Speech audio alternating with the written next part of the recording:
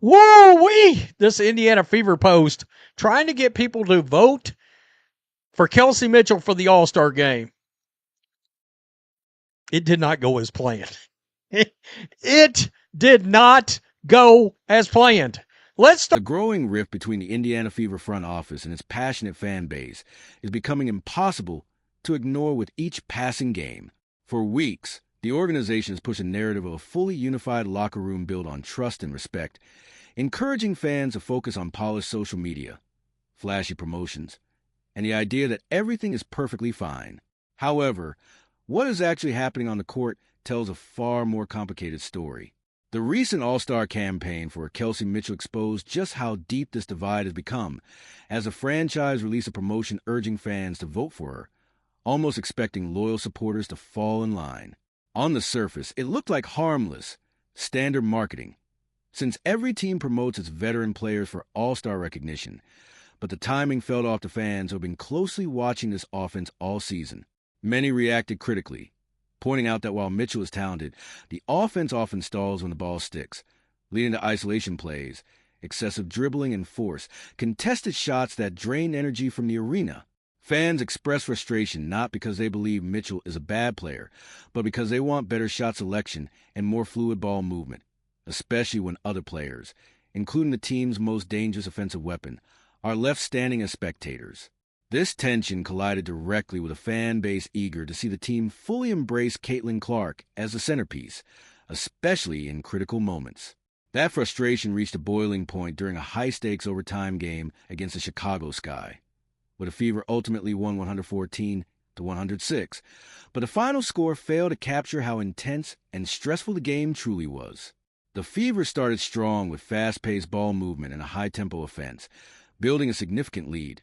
But everything fell apart in the third quarter when the Sky surged back, exposing defensive lapses and erasing the advantage.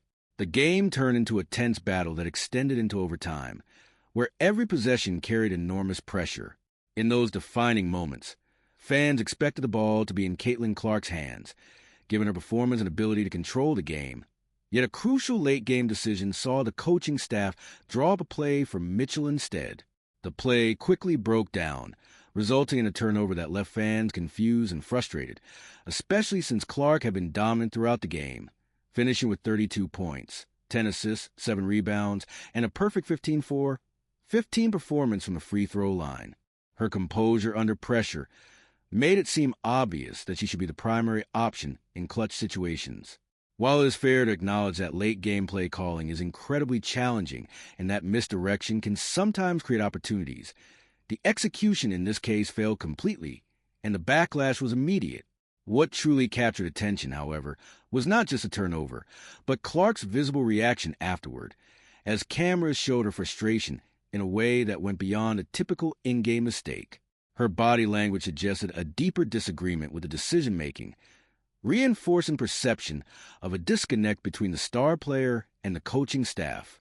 Although both sides will publicly maintain that everything is fine, moments like this are difficult to ignore, especially as they begin to form a pattern throughout the season.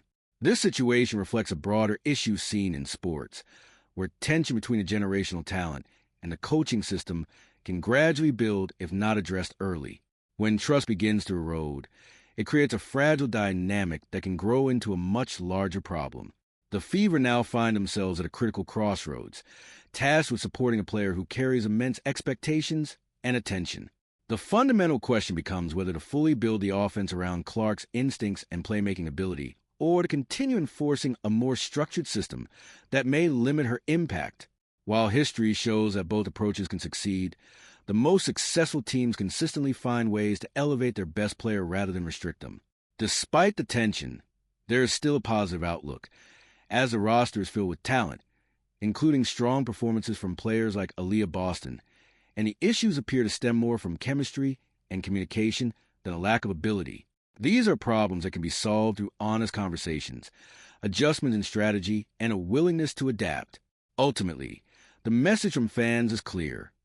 Trust your star player, especially in the most critical moments of the game. The entire basketball world is watching how the situation unfolds, and the decisions made moving forward will shape the future of the franchise.